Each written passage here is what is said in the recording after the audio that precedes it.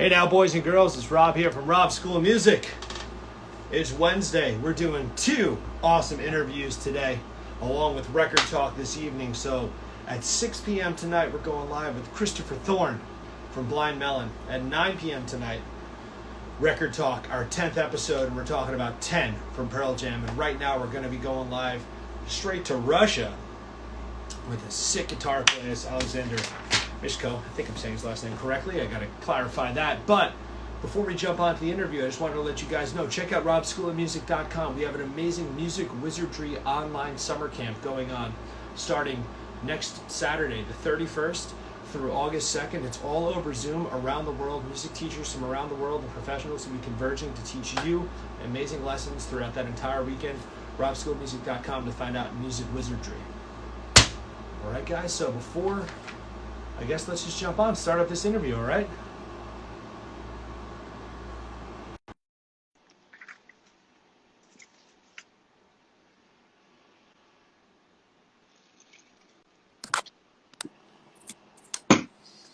Hey there. Hey, Rob. How are you? Can you hear me? I hear you, yeah. Yeah, nice to... Yeah, dude, this is cool. So it's going to take a second for the, as everything is like processing, there'll be a lag, but it'll fix itself over time. So bear with it. Yeah, sure. Let me know if it works properly, if you can hear me properly, and if there's no lag on my side. It's all cool? Yeah, if it ever freezes up, I'll just big like a, one of those kind of things. Oh, yeah, right. I mean, you're Right. freezing a little bit sometimes, but okay. Yeah, it'll fix itself. It just takes a bit. Oh, So, gotcha. tell us all about yourself. Let's do a great introduction. So, what's your story? Oh, my story. That sounds pretty... Well, I don't know. I'm just a musician from Russia. Happy doing music, happy playing music, happy sharing music with people, and yeah, just spending my time in a proper way during this quarantine thing. And yeah, I guess nothing much besides that. Just a simple Cool. Russian guy with a nice thick accent. Yeah, I like that accent, dude. That's a good one, though. Yeah. A simple Russian guy shredding on the guitar. I want to spend a fair amount of time just talking about your technique and your style because I think that's so unique and special.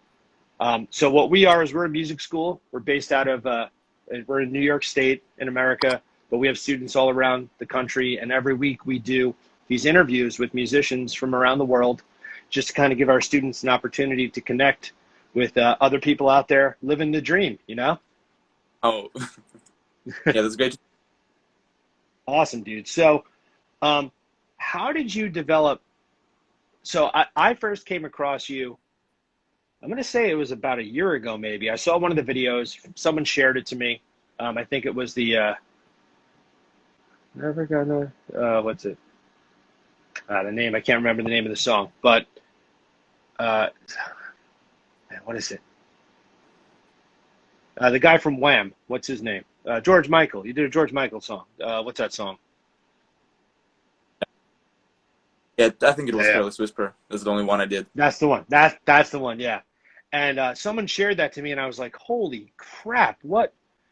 He's tuning in the middle of the song to change the pitch of the notes. That's brilliant. What made you do that? I've never seen that before. Yeah, thank you so much. Yeah, actually, I mean, that was the whole reason to arrange it in this way. So I consider it to be a technical exercise that people loved it better than some of my other technical exercises that I call arrangements. But in fact, yeah, it was a simple idea trying to imitate the saxophone solo from the intro in this exact particular way to make sure it's flowing better than the actual notes, or it's just better to use tuning in this exact song, so it would be harmonics instead of any regular notes that I would be able to play with a slide, for example, but slide would actually limit me a lot. So that was the pretty logical idea for me to apply this technique, and that wasn't the first time I applied it. I started to use this retuning technique. Is one of my biggest inspirations. The fantastic British composer, virtuoso, and guitar player, and also singer. But actually, this idea of retuning the strings on the fly comes all the way from 60s, and Wow. those were the banjo players that developed techniques in early 60s, and there was some classical bluegrass repertoire that has to be played using these techniques, and they invented this nice banjo pegs, which they call tuners, and basically those pegs allow you to retune the strings on the fly. You don't use your ears, you just use the mechanics. And it's not the most precise mechanics in the world, because it's just banjo technology, but way better than to use the regular guitar tuning pegs to do the same thing. So yeah, that was the idea. And then in the guitar world, it's still pretty new for many people, even though banjo players, it's like super old trick. But in the guitar world, everybody still goes like, wow. And that's cool. Yeah, wow, I had no idea. That's brilliant to sort of repurpose, because at the school here, we teach banjo, guitar, mandolin, ukulele, all these different stringed instruments, and violin, viola, and I'm always trying to connect them, saying that, well, if it's tuned via the tuning peg and there's strings and there's frets or there's a fretboard, at least there's some commonality. But to lift a technique off of banjo and repurpose it, that's awesome. Yeah, I mean, it's obviously it's not my achievement, because there have been lots of, I mean, maybe not lots of guitarists like John Gom, like Adrian Legg, like some other ones who actually brought that technique in the guitar world. And then now there are so many fingerstyle players who picked up this technique from me, from other guys, and I'm pretty sure it's going to be like a fingerstyle guitar standard maybe in 10 years or something. Just to have this opportunity of retuning the strings on the fly, it opens up so many new possibilities. It's not the most perfect way of doing that, because banjo mechanics is not the most reliable thing, like I said. But still, I mean, it's worth experimenting with it. And I see more and more people every day putting those tags on their guitars, and that's cool. Like, we're all evolving, and it's great to see that the whole genre, the whole style is evolving with us super quickly. Definitely, incredibly cool. And then another thing that blew my mind is the I guess, is that a chopstick you're using to mimic a bow? How did you start doing that? Like, I have it somewhere here. Yeah, that's the one. It's a regular chopstick, and also it's dirty. It's very important to keep it dirty. And yeah, chopstick thing. The first guy who did that, at least the first one I've seen doing that, it's Eduardo Agni, the fantastic composer and guitarist from Brazil, but he lives in Norway now, and he was kind enough to teach me how to use it. So basically, just a chopstick. Then you make its surface rough enough with a knife or with some sandpaper to make sure it's not super. What's the word for that? I mean, so just rough. Yeah, and then you just apply top of it, just going like this from all the sides, so it would have a better friction with against the string, and that's it. That's the whole trick. I mean, anybody can do that, but the thing is how you apply it, because it's not just a gimmick.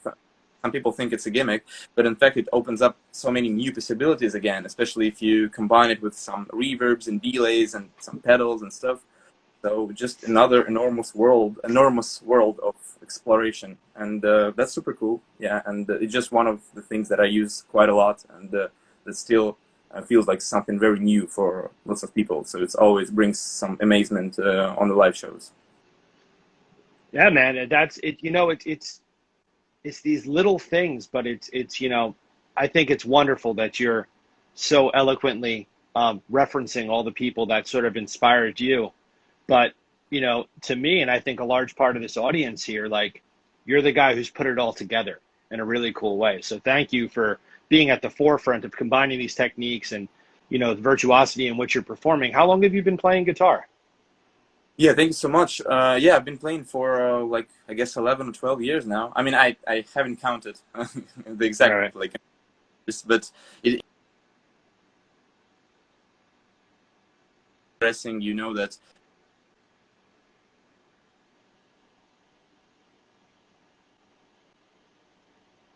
time I try to pick up from different genres and even from different styles, just to make sure that I'm not stuck in my own style. So yeah, it's always about brain work and about some finger work. Did you go to school for music? I mean, how old are you? You're younger than me, I assume. Yeah, I'm By quick now. okay, You hold old? on one sec. It's breaking up. Wait one sec. Okay. Can you hear me now? Just wait one sec. It's like pixely. Oh, okay, got it. Yeah, it'll fix itself. It's when I started Yeah, doing these like 3 months ago, it worked perfectly fine, and now the whole world is live streaming. So, yeah, right. and there's an ocean between us that probably doesn't help. Okay, okay, so can you hear me now? Is it better? Yeah, yeah. So I'm sorry. So Yeah, I was saying that I'm 22, and okay, it's not super old, but not super young. It's been a lot of time for me to work on my things and to practice those things. But yeah, I haven't attended any musical classes or musical school. But the thing is that I started playing guitar thanks to my classical guitar teacher, private classical guitar teacher. So I used to attend some classical guitar lessons back then when I was like 13. And even though we were not playing, my teacher was inspiring enough to give me enough like of the proper classical fundamentals, so I would be able to study fingerstyle on my own later, like after 3 years of studying classical. So, I mean, my teacher couldn't help me at that point when I stumbled across fingerstyle, and I totally fell in love with that kind of playing in music. Music is the foremost. Actually, it's the more important thing than technique here. And yeah, I just fell in love, and I've been practicing then, and we're still in touch with this teacher, who's just a straightforward classical guitar player. But yeah, I'm really thankful to him because without him, I can't really imagine how many more years it would took me to bring me to this kind of level that I'm having now. It would take like twice as long, I guess, at least. sure. Yeah, I mean that's something that we're finding here through the students that we're working with is I think it's really important for a teacher to not be so stuck in their ways that I teach what I'm going to teach and you're going to learn it. You know, if someone is taking an interest in something, it's our responsibility as teachers within a school or private lessons or however it's, you know, the transaction takes place to just nurture that person and allow them to go in their.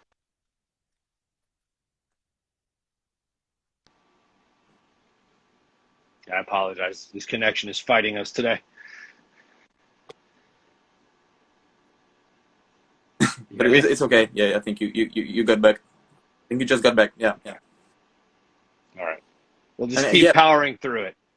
yeah, yeah, that's right. I mean, I just wanted to add that it's not about what teacher can actually teach you in terms of like techniques and putting hours of teaching into the student, but actually how the teacher would be able to inspire the student to practice on his own at home, because playing instrument is all about practicing at home. It's not about practicing during the class.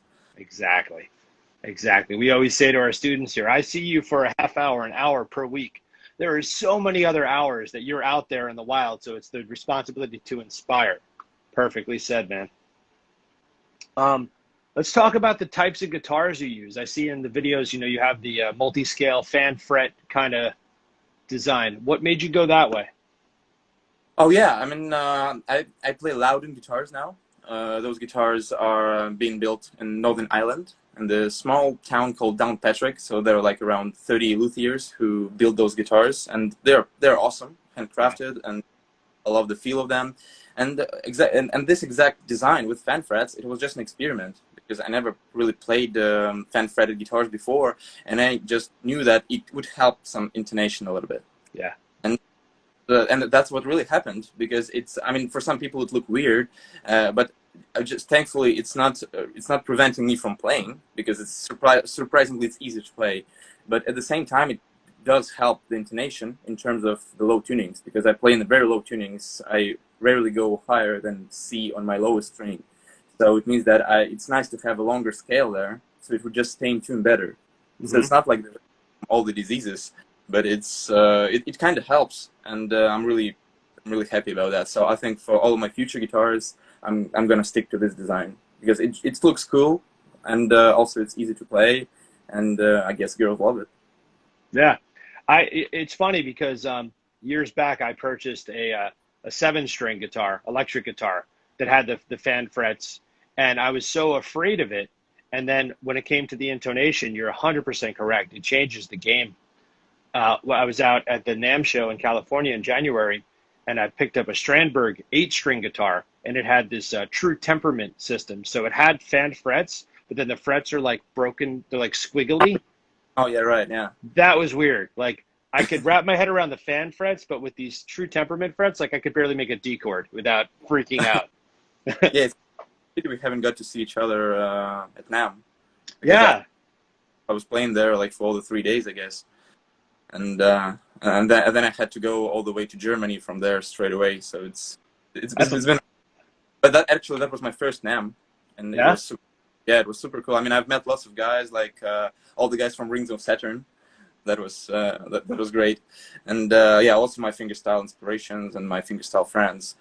So yeah, and about this true temperament thing, it's nice, but it only works in one specific tuning, I guess. yeah, Just when you retune 1 or 2 strings and to go into some alternative tuning, it just, I don't know, just crushes. So yeah. I'm not gets crushed, I guess. But I know what you meant. so yeah, so it wouldn't work for fingerstyle playing when we use the specific tuning for every song. Yeah. Um, do you do any electric playing, or it's specifically the acoustic stuff? I mean, I would love to, because I mean, lots of my inspirations come from like metal music, progressive metal, death metal music specifically, and of course, Cool. I would love to learn how to play like sweep picking and this crazy solos and this crazy chugging, and but I can barely hold the pick because I've never really practiced that. I mean, there's no need to, because usually in fingerstyle playing, pick surprisingly would limit you again. Hmm. You wouldn't play all these complicated polyphonic lines to say nothing about percussion. So I would love to kind of spend more time doing that, but thankfully, regarding my approach to acoustic guitar, which is not like acoustic at all, because I'll use lots of pedals and lots of pickups, it's basically Hmm. an electric guitar. So I can easily use any distortion pedals, any like modulation pedals, anything you can think of, and it would work. Maybe the tone wouldn't be as, I don't know, as authentic as Dimebag's Darrell from Pantera, but still, I mean, it would be something cool. I mean, you can definitely use distortion, and it would sound nice. So if I want to play some metal and things, I would much rather just play it on my acoustic with pedals, and would be happy about it. Yeah, very cool. Very cool. Um, what are so you say death metal? That's actually very interesting to me. So, what would be your top 5 favorite bands, any genre, and it could change tomorrow, just like right now in this moment. Like, what are you into Oh yeah, I mean, do you mean death metal or just in general? in general? Just like if you were Uh, making a playlist for the day, what would you throw on there? yeah, I mean, I'm obviously I listen not only to metal. Another one of my biggest like kind of interest is American pop, especially the East Coast and West Coast stuff from '90s. That's like my favorite thing to refer to sometimes. And even though I obviously don't know a thing about it because I've never been to this kind of a time, and I've never met those guys, but it's still nice to listen to some Tupac and Nas and Exhibit and all those guys. But yeah, Awesome. about the metal guys, actually, there's a Polish band named Decapitated, and that's the first band that actually brought me to heavy music when I was like at 11th grade at school. It's the final grade of the school when you graduate. So I was like around 17 then. And yeah, that was the first metal band that brought me into metal, because before that I was thinking, oh, that's some kind of a heavy stuff. How people can listen to that? It's just noise. But then, I mean, you just keep growing as a musician. You learn to appreciate things that you don't understand at first, and then you realize that if you put more time into listening to something, you could actually find something in it. Something that would you like. Maybe at first it would be like a 5-second bit that you liked, maybe drum break, drum fill, or something, and then you just wrap your head around the full song, and then you see the whole picture, and it works for you. So yeah, I would say Decapitated and Rings of Saturn. They're pretty controversial in metal world, but it doesn't matter. I mean, the music is awesome, and there's also. Yeah, there's also the band called Sadness. It's not a band. It's just a person from America, and he does depressive, suicidal black metal. That's another nice branch of black metal, which I really like to explore. It's like very shoegazy. Uh, and I don't know, let's say I haven't listened to metal for a while actually. It's funny. Oh yeah, Animals as Leaders, of course, and one of my favorite musicians in the world. And I had a pleasure to see them live for the first time at NAMM, yeah, in California. So they played a shorter set, I guess, maybe like around 1 hour, and not everybody were like super metal heads about them. So there were not so much of a headbanging and circle beating and moshing, but still it was kind of fun. Yeah. And for the fifth one, I guess it's gonna be Fallujah. That's the American band, and they used to play deathcore, but now they play in technical death metal, and they're pretty cool too. So I have some shorts with them as well. I really like to support my favorite bands because I mean, it's the least you could do aside from listening to their music on Spotify. So yeah, and it's always a pleasure to support people that people whose music I enjoy. Very cool, man. I liked how that, from the music that we as fans get to watch you putting out. It's so cool, the eclectic world that you're pulling from. Animals as Leaders, I got to meet Tosin at NAMM as well. And great. Misha from Periphery, they had that booth together. And I've had a couple of the guys from Periphery on the interviews. I think it's so cool that, people playing this technical, aggressive rock metal music, they're so intelligent when you get to have a conversation like yourself, well spoken. Like there's so much more. People are so quick to write off heavy music as just, drugs and rage and all these negatives, but there's so much musicality going into it. Yeah, I think actually it's this kind of a thing a little bit outdated now, because I haven't heard lots of like infamous stories about drug addicts in the rock world like for a while now. I think it's kind of it's more of an 80s and 90s thing. But of course it was so impactful that people still can talk about that now, because I mean most of those rock stars are kind of died because of that. Right. Right.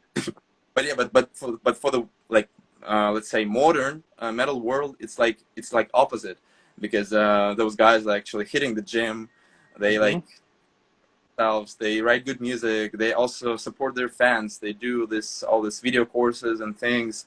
So they are not only just as creative, but they can also be a role model for their younger fans. Yes, it's very true. It's something I've definitely seen, because I started playing guitar when I was like 15, and that was in the 90s. I remember when Tupac died. I remember when Biggie died, all that stuff. But my touring took place in the 2000s all the way to like 2012. And I watched that arc happen where it went from, booze and partying to the gym and video games. Oh, yeah, right. Yeah. So it's definitely, it's a good thing. It's a healthier way to spend your free time. Yeah, of course. I mean, we still don't know what's going on when they tour, but at least they don't really make it exposed. So that's good. Yes. Did you have any big musical, like did you have tours lined up or a record or anything that you were working on prior to, lockdown?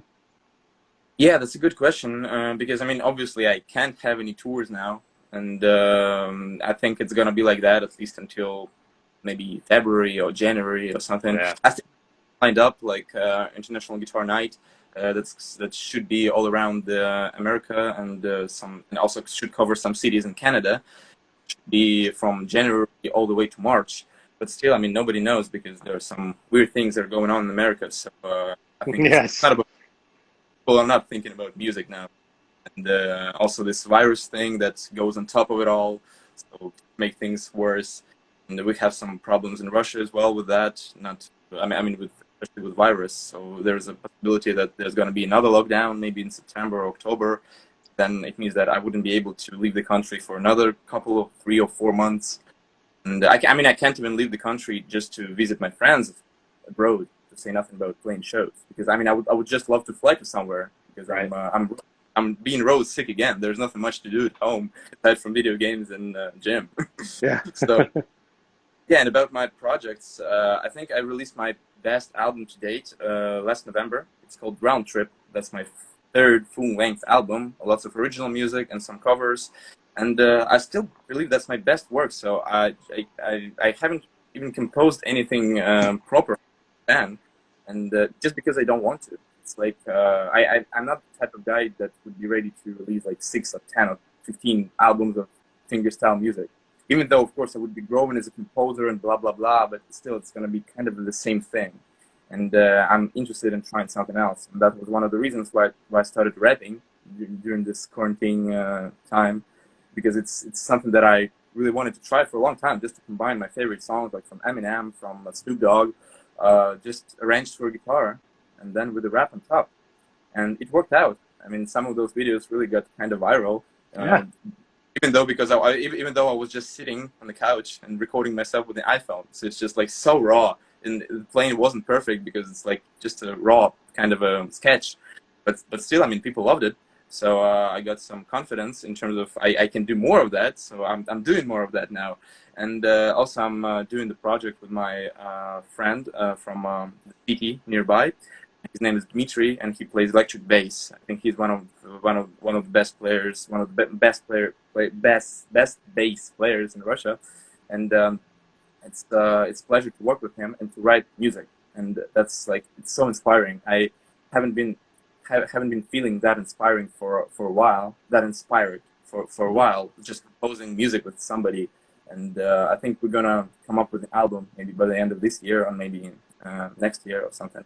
So it's something that I think about now, because we don't have tours. I would still be doing my regular videos for YouTube and all this stuff, but aside from that, it's very important for me to keep this creative flow going. And it's very interesting for me because it's a different thing. It's not going to be just my regular fingerstyle playing. When you add another person to the equation, things can change drastically, and that's what's really interesting about that. That's awesome, dude. That actually, that hearing stuff like that gets me excited because outside of having the school, like I said, I used to tour.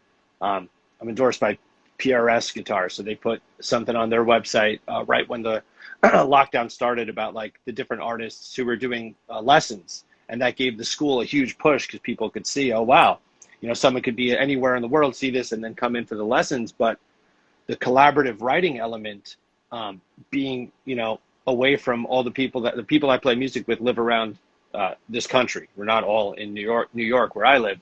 So we've been using, you know, FaceTime or Dropbox to just exchange ideas. And I think just as a whole, 12 months from now, there's going to be some incredible music put out by musicians like yourself and other people, because we just have this technology that allows us to still create, even though we can't, you know, reach and touch each other and be in the same room.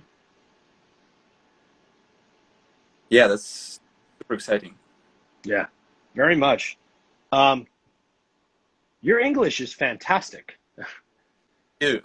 Yeah, you know, coming into this, I was confident it wouldn't be, you know, I'd seen interviews, but like this is, I can barely speak English, and it's the only thing I speak. So very cool.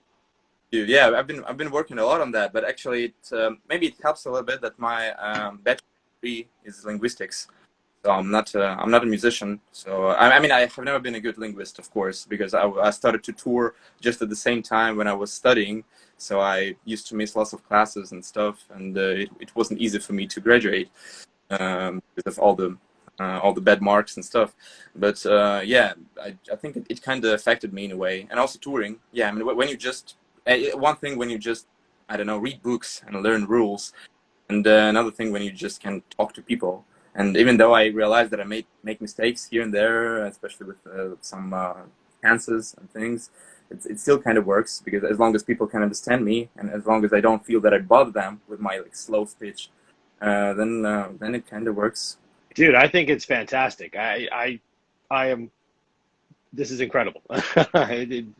It's very smooth. That leads into the next question. So, you know, Instagram, you have so many followers, YouTube, all the stuff. You have such a huge social media presence and platform. And, you know, as you touched on, you know, some weird shit going on in America right now. I apologize for it. I don't stand for it. The world, you know, we have access to so many different places. how do you find, you know, when you're putting out content and people, like I see that, you know, there are people from all around the world in the chat down here. So you have an international presence. Do you feel a responsibility to try to communicate with everyone from every place about everything that's going on in every place? Or you just want to kind of sit back and play the guitar and just kind of be, I'm just a dude, you know? Yeah, it's a nice question because I mean, when I started to share music with the world, like when I just started to upload something in the internet, I think it just started because I actually had nobody to share this kind of stuff with, aside from my parents. Because I think I was like, I don't know, 15 or 16 back then, and it just happened that I didn't have any musical friends that would share my passion. I didn't have anybody to play with.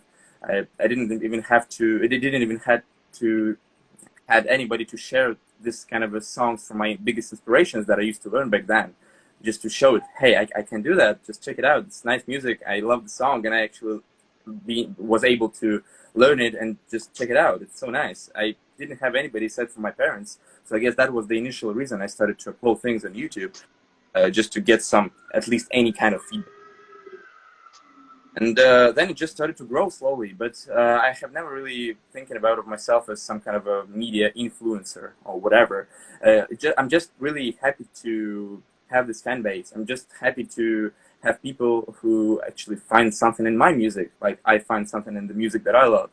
And I kind of try to step aside from everything bad and everything, let's say, that's trendy in the world, because I'm still trying to play the music that I love. My original music is my passion, even though covers get much more attention for some obvious reasons. But still, I mean, I try to position myself as a composer, and it's very important for me to compose, to share my music with the world, and to play my music when I tour. And I think it's not really connected with any of the events that were happening or happen in the world, because it's mostly about me, about my own personal feelings and my own, I don't know, anxiety or my own happiness or whatever. And yeah, it's nice that people can still find something in it, because any kind of music that you write, it's mostly about yourself, right? You can take any composer or any writer or any band. They write music about themselves and about what they feel, and that's what I'm trying to do as well. And yeah, I think for me it's just a great luck that I managed to build this very supportive and friendly fan base around me from around the world, because it's so nice to know that people are waiting for you to play, like in Indonesia, in the Philippines, in India, in America, in Europe, like anywhere in the world. And that's just amazing to know. I have never been thinking about that when I started to play guitar. That's fantastic, man. Yeah, I mean, you certainly deserve it. You shred. So it's nice to you know, a lot of people when they start to get this position, and you know, I have a couple of friends who along the way have had situations arise where something goes viral or something blows up, and instead of just focusing on the music and being true to themselves, they try to jump on, well, now I need to start talking about this political thing or this just anything that's just maybe a little bit bigger than everything. But I think it's important sometimes just to stay in the lane, do what you do, people like what you're doing, and just be incredible and just keep smiling and, you know, be a positive influence in that way. Yeah, right. And for me, what's really important in terms of staying true to myself is, like, for example, keep doing original music, even knowing that it would never have such a big impact of all this, like all this flashy covers that I do sometimes would have, and probably it would never go viral. But it doesn't really matter. I mean, it comes from the artistic perspective, and as long as you feel fulfilled, releasing something that you're proud of, then I think it's all that matters, because all this like views and all this popularity, it's like, it's so hard to measure actually. It's just nice to have that amongst all of this huge numbers, like seemingly huge numbers, because actually I don't know how many of those people would really like remember me or really like support me, because like just a number, it just looks cool, but in fact I don't really, many of those people really support me. But just knowing in fact that some people are writing to me in my DM and writing emails and stuff. I mean, this is really humbling. This is makes me understand that it's just amazing to know I managed to inspire some people doing my thing, and inspiring some of them even more to learn how to play my songs, which is like super crazy to think about it. Right. Yeah, it's humbling, it's motivating to work even harder, because you know that maybe in this little bit, but you change the world around. That's what matters. I think. All good. Yeah, 1 second, sir.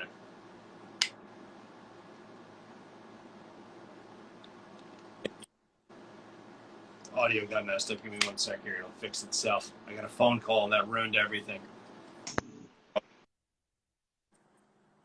Gotcha. Okay. Sorry. Yeah, I think. Yeah, I can hear you properly. What about me? Okay. So cool. Yep, we're good. Yep. Sorry. Yeah, so I was just saying that when you see that some people actually learn to play your tunes and write all these kind of words to you all the time, you really feel like you're changing the world a little bit, just a tiny bit. Yeah. It's not like something pretentious to say about, but it's just amazing, and it's motivating to work harder, to be better, as a person, as a musician. 100%, man. It's interesting the time that we're in now, because you can put a song out and cover original, it doesn't matter. It still funnels back to you. So you can put something out and have this reaction, almost instantaneously. I remember touring in, the late 90s, early 2000s. There wasn't social media yet. So you would have to play your song live the first time to a room full of people that have never heard it and see if someone likes it, see if someone buys your t-shirt. And then when you come back to that town, a couple months later, see if that same person comes back. And that felt amazing. But to be able to put something out and just watch those views grow, and having people, ask you to teach them how to play, your own material, that's beautiful, man. That's really cool. Congrats on that. Thank you so much. So you've obviously played some pretty big gigs along the way, and clinics and stuff like that. A lot of our students here within the school, they struggle with, because they're younger in their career, maybe not in age, but in terms of how long they've been playing the instrument. So one of the things we do is we put people into bands and we book them shows, or we'll do like big recitals or events or things. And anxiety and stage fright are a big factor. Do you have any tips for dealing with those type things? I mean, stage fright is an obvious thing, and it's be there and to some extent, because it just means that you care. You care for the people you're gonna play to. And I mean, unless if you're like a super huge rock star, and it wouldn't really matter how good or how bad you would play, they would still love it. But I think that's some kind of an exception. But yeah, for most of the, it's nice to think in this way. You care about what you're gonna play, and you care about what people. I mean, you care about people's feedback in a way that you want them to enjoy the music. And I think the best way to approach that is just to practice your material as hard as you can. Just knowing what you're gonna play, just having all those songs well practiced before you go in on stage, it would help a lot already. Even though you would be nervous, even though you would be like sweaty as hell, you would still be able to press the right notes on the fretboard, or like hitting the right cymbals and stuff, just because you have been practicing that. And it's not really in your head anymore, it's just in your movements, it's in your fingers, it's in your hands. You don't really have to be super conscious about those things anymore. But still, I mean, it doesn't really mean that you wouldn't be able to make any mistakes. Mistakes are natural as well, and it's good to make mistakes. It just shows you that you're a human. And but there's another thing to mention, like how noticeable should be a mistake, because like overcoming mistakes and hiding them from the audience is another type of artistry. It's another type of skill that you should develop separately, like the skill of the art of bearing with those mistakes and hiding them from people. Mm-hmm. Like I don't know, like playing the wrong note and then playing it all again on the second repeat, just so people would think that that's how it should be, right. Or something like that. And it's just one of the examples. Yeah, I think it all comes from practice. I mean, the first gigs would obviously be terrible. It doesn't really matter how much you prepared for that. because it's a natural thing. Like your first song that you ever composed would be terrible as well, because it just takes practice.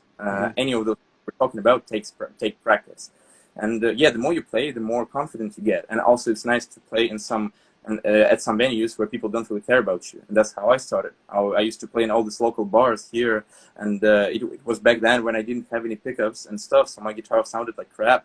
And also, we were just amplifying it with just like one Shure M51 microphone, just standing in front of this guitar. So it means that it would pick up mostly percussion and drums, but not the notes.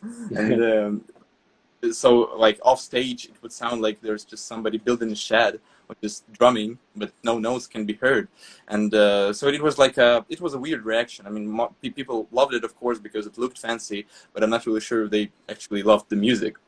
And that was a good lesson to see that some people would never care about it. Some people would be still eating, keep eating while you're playing, and I don't know, making noises with the forks and with the glasses and stuff.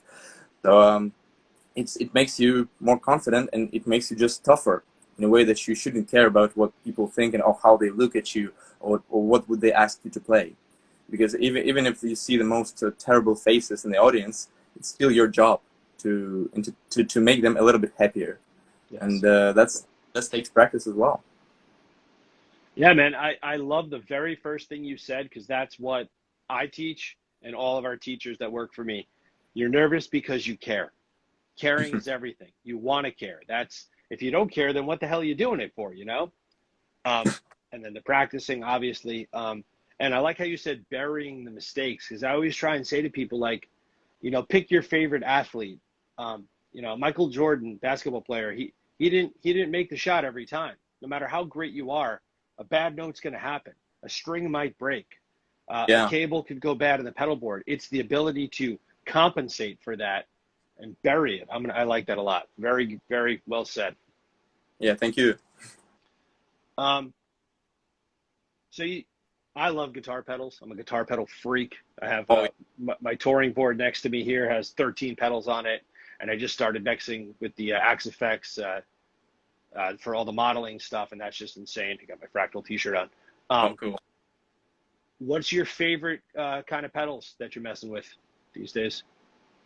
Yeah, I mean, I have a huge pedal board. It's just here, like just here below me, but it's gonna be secret. And yeah, in terms of the pedals, I mean, most of the time I rely a lot on delay and reverb, because that's what we really love to do in fingerstyle. It creates this kind of a bigger space for your music, and eventually everything sounds better. And also the reverb and delay is a great way to hide your mistakes. Yes.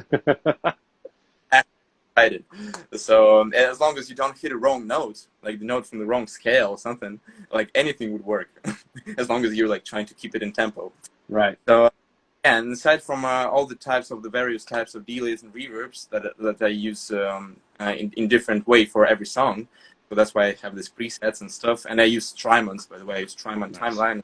It's beautiful. Yeah, I've been experimenting for a while with the pedals and stuff. I mean, especially with reverb and delay, but those ones sound the best for me at this point of time. I'm really working hard to make my live sound proper. Those pedals really do a great job for me. And also another one that's a very fingerstyle trick, and most of the people beyond the fingerstyle world don't really know about it. But it's the favorite pedal of all fingerstyle players. It's called Bose OC3 Super Octave, and it's kind of crappy pedal. It sounds like crap, but it's the best thing in the market that would allow you to imitate a bass player without having one, and without putting any MIDI tracks on top of your songs. And basically, what it does, it's just an octave pedal that gets your notes octaved one octave below, but you can choose the frequency range. So it means that you can kind of set it in a way that there would be only like 2 bass strings octave, and all the other ones would be stay the same. So it means you would have the most boring bass player, but you still would have it that would follow your bass lines and stuff, and it would sound pretty huge. And that's the pedal that I can think about. I can think of myself playing without, because it's so essential. And I think John Gom was the first one who actually decided to use it for an acoustic guitar, and it worked so nicely that now everybody has it on the pedal board, and everyone in fingerstyle kind of has the same tone because of that. But I mean, that's that's life, and we can't really do anything about it. Yeah, I've heard about the trick with the because I do one of my prior to the losing all the gigs, one of the gigs I had often we would do like 3 to 5 nights a week as just an acoustic duo. I play guitar, my girlfriend's a singer, we write music together constantly, but I would do like live looping and stuff. And I had seen so many videos about people using that exact pedal to you can, because I hate the idea of playing to tracks. I just don't like it. I would rather create everything in the moment, and if it sucks, but at least it's me. It's not me pressing play. Oh yeah, right. But yeah, I got to grab one of those. You're like, now it's official. Now I need to get one. all those things really make you sound better than you are unplugged, and that's why I kind of totally got away from straight up acoustic approach. Even though in my videos that you can see me playing just an acoustic guitar, because I just don't bother myself bringing all the huge pedal board and to have like another 10 camera shots to shoot how I press pedals, because it kind of gets pretty dirty and boring, and people wouldn't really get an idea of what's going on anyways. So it's even on my recordings, I use this octave all the time, just slightly mixed up there into the whole mix to give this bass punch that otherwise wouldn't be able, you would never be able to get. That's the point. And the same goes for all these reverbs and delays. All those things make you more proper one-man band. Of course, you could play it all just using an acoustic guitar and just being amplified with just one microphone. But it's better to use all these technical tricks. That is not cheating, because you're still like reproducing all the sounds live. Oh, it's but still all you. Those, but all those little things enhance your playing in a way that is just more enjoyable for audience, and that's what I really find pretty interesting, because I try to show the audience what I hear in my head. And if I can't imagine myself without this huge bass, without this like ping pong delay, or without like distortion going on top of this delay and whammy bar and something like that, it's just how I hear this particular song. And that's what I want to present the audience. Again, it's not a gimmick, because some people would think like, wow, I mean, you could just play it acoustically. No, I can't. I just don't like the sound of an acoustic anymore, when you realize how big is the whole world of pedals, and how you can sculpture sound basically out of nothing. And we haven't even been talking about the different pickups and stuff. Right. That's strongly connected to pedals as well. Yeah. It's and that's the Boss Octave, you said? That's the one? OC3? Yeah, that's right. Super Octave. Super Octave, yeah. I saw someone asked in the chat here. Yeah, I think, yeah, that's the one. I have like a couple of them. That's the one. Awesome. That's the thing with us guitar players, is it's a slippery slope when you start bringing in the pedals and then the pickups and then amplifiers and like if you're setting up your own. I found from my acoustic show, and I don't finger pick at all. I'm a lefty, but I play righty, so I don't have the dexterity in my right hand to do all the cool stuff. My dad bought me a righty guitar when I was a kid, and that's just how I stuck with what I had. I always say to my kids, maybe I could have been a lot better if I played the way I was supposed to, but I've been playing upside down my whole life. Yeah. But, I started using a subwoofer. We bring a subwoofer out with us for these little acoustic gigs, and just having the low end of the guitar through the sub changed a lot of what the audience could feel in terms of, what's happening. Yeah, right. Actually, it's super important for me to use a subwoofer on my shows as well. It's not only about bass lines that's just more feelable and audible when you octave in conjunction with the subwoofer, but also for the kick drum. That's in modern fingerstyle is another kind of a staple to use with a separate pickup. So your bass, so the strings wouldn't get affected if you would just try to put more gain on this bass frequencies. And that's why we use a separate pickup for that, with a huge noise gate and compressing and lots of nerdy things and post-processing going on. So it would pick up mostly this just kind of a hit. And you can control it separately on your mixer that you usually have somewhere not too far from you. And eventually you can create quite a realistic kick out of your guitar, and also having it separated, so your strings wouldn't be affected. So the same goes for just the guitar strings, because like I really rely a lot on my magnetic pickup that's fit in my sound hole. And that's basically an electric guitar pickup. And what it does is that it just gets everything separated in terms of strings. That's why I can apply distortion and phaser and I don't know, whammy and all those different things, and make sure and would be sure that I don't know, my kick drum and my percussion wouldn't be affected because it picks up only strings. So that's an electric guitar approach. So eventually I have my drummer separated on my mixer, I have my strings separated, and I treat it as a guitar player. I have my like some stereo percussion going on left and right that you could call like a percussion player or something. I mean, there are lots of nerdy things. It's all about separation. But by the end of the day, it just creates this huge live sound that maybe it's not truly an acoustic guitar anymore, but at least it sounds, for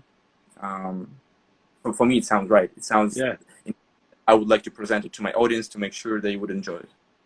What type of pickup do you use for the kick drum sound? Is that like in like a microphone inside the body of the guitar? How does that work? I mean, I have a microphone inside, but it's mostly for some drumming because it's a bad idea initially to put a microphone inside of your guitar. There's so many bad kind of waves and frequencies it's bouncing off the walls and you'll have to cut all the lows and most of the mids from the mic to make sure it wouldn't be like going into crazy feedback loops all the time. But for the kick drum, we just use a simple piezo pickup and just this kind of a tablet thing that you can glue from the inside of the guitar in around the area that you hit your kick drum. And I personally picked that idea from John Gom, and he uses Fishman Bp100. That's an upright bass pickup. It's one of the first pickups that Fishman released, I don't know how many years ago, but it's so sensitive to low frequency that it's like it's such a pleasure to use. I mean, there are two piezo heads that you can put in different areas inside of your guitar, but they're so sensitive that they basically pick up the whole guitar, the whole body. So you can do kick drums anywhere around the sound hole, lower, higher, on the left side where there's like kind of a big body chunk, right? And it would be picked up. And the only thing that you need to post-process it, because without post-processing, it's just a shitty piezo and pick up everything. So that's why you have to do some proper EQing to make sure that you know where the core frequency of your kick drum, like in my case, it's 80 hertz. So that means that I would have to have a huge boost around 80 hertz. I would cut everything else, and also I would put a huge noise gate because I don't want any strings or any other noise aside from kick drum to leak. It's a squash, Yeah, so it's pretty squashed and also it's pretty compressed. So it's like a very specific signal that goes in a separate channel on my mixer, and also it's nice to have a mixer like that. So I wouldn't need to bring like 10 more of noise gate boss pedals when you have all this stuff in your mixer. And I'm using what I'm using QSC Touch Mix. It has like screen and lots of channels. And maybe it's not the best in terms of the sound, but it works perfectly for live performances. No, those do a great job. As you were talking about a mixer and explaining your signal flow, in my mind, I'm like, it has to be the QSC, and then it was. So, good call. Yeah, I mean, just so it to keep all the EQing, keep all the noise gating and compressing in one place, because I would get totally crazy bringing like 10 more pedals for every channel, having its own separate compression and EQing, and to have like a separate pedal for that. It's just about traveling. I wouldn't mind having like a pedal board with 50 pedals at home, but when it comes to traveling, even my setup now, which I try to condense as much as I could, but it's still like 30 kilos. Right. And, I don't know how much it is in pounds. I guess around 70, and yeah, so it's pretty heavy, and you have to deal with it every time. You have to make sure that it's prepaid, because most of the time they wouldn't let you bring this kind of a huge bag for free. You would have to pay an additional fee, and yeah, it's just a lot of headache. But that's my sound, so I'm coping with that. But still, I mean, if there would be a way to condense it even more, to have the mixer being like this, and this both pedal being like this, then I would be totally happy about it. But, I'm sure it's coming eventually. Everything is getting smaller and easier. Yeah, I mean, that's why it's best sometimes to be this kind of a pedal freak, because you want to expand it all the time, but you know that no, you can't. Like you just go out of the pedal board already. There are some pedals that just lie on the floor around it. Damn, I have to put it in my bag somehow, and then I have to travel with it somehow, and also make sure that nothing would be broken. Because if my mixer would get broken inside during the traveling or anything else, I would be like totally screwed up. Totally. It's there's a lot of moving parts in being a musician, especially a one-man type show. Like, people don't realize that. So it's really cool to hear kind of all the details to that. I'm going to ask you one more question before we get kicked off. We have 4 minutes. So I always like to, obviously music is a huge part of what makes you, it makes me. That's why we do this. What's something that you like to do outside of music, a hobby, something you collect? What's your thing outside of this big thing that's music? Oh yeah, that's a nice question. Actually, yeah, I mean, obviously, I live and breathe music, and also it takes a lot of time because the music world is so different. It's so big and enormous and diverse. It's not only about guitar playing. Like, I mean, would you call it a hobby aside from music? Me like writing raps or like rapping alongside my favorite rappers. It's still kind of music, but it's so different. Yep. But aside from music at all, I mean, of course, I mean, music is wonderful, but there are so many other things in life to enjoy. So I really like hitting the gym, even though, I mean, you can't really see that because, I mean, when I tour all the time, you kind of lose your fit all the time. But get back to it. It's pretty healthy because being a professional guitar player, it means that you just sit all the time. Even if you work hard as hell, you're still sitting. And from the outside perspective, you're kind of doing nothing. You're just sitting and just playing something. Right. So it has to move just in general. And I mean, yeah, of course, I love traveling. So sometimes I travel not only for musical reasons, because I mean, traveling is such a like it's a different life of exploration, and it's just nice to make friends in different countries and then visit them and to check what's going on around. So sometimes when I tour, I upload some just some landscapes and some things that I love about some cities where I tour on my Instagram. So I mean, obviously not in the not for the pastime when I have been at home on quarantine, but before there were some pictures here and there, some Paris, some New York, and stuff like that. It's super exciting. And yeah, besides that, I really like to read some pop science things because I'm not like a very scientific guy. I mean, I'm pretty bad at maths, so I can't really read like straightforward physics books. But it's so nice to like read about all that stuff. So I mean, one of my favorite writers is Richard Dawkins. That's one of the he's not a physicist, but he's like a evolutionist and a biologist, and he's like one of my favorite writers in terms of reading how this world works in terms of biology, and it really opens up your eyes to many things and makes you think differently, and that's kind of stuff that I've been reading for a couple of years on and off, and I always get back to it. So yeah, I mean, I'm just trying to stay well versed, even though I'm a musician. I don't really like being associated just as a guy with a guitar. It's okay, I'm a guy with. But by the end of the day, you would like to you want to be able to talk about something else aside from the guitar. That's awesome, man. I love that you said reading and the gym, honestly, because the gym is a huge part of my world and I love to read. I think that it's important to add the dimensions. It's mind, it's body, it's everything. Oh no, of course, video games. Video games are awesome. That's a great release. Yeah. Awesome, dude. Well, I'm getting the countdown here. They're going to shut us off, so I want to say goodbye before it says goodbye without me saying goodbye. Brother, thank you so much. This has been incredible. I'm going to shoot you that email with the other thing as soon as we finish. Thank you so much. Stay safe out there, and we really appreciate your time. Yeah, thank you, Rob. Likewise. Thank you. All right, my friend. We will talk soon. Thank you, everyone, for tuning in. And all right, guys. See you soon. Yeah. Thanks for watching. Thank you so much. Bye.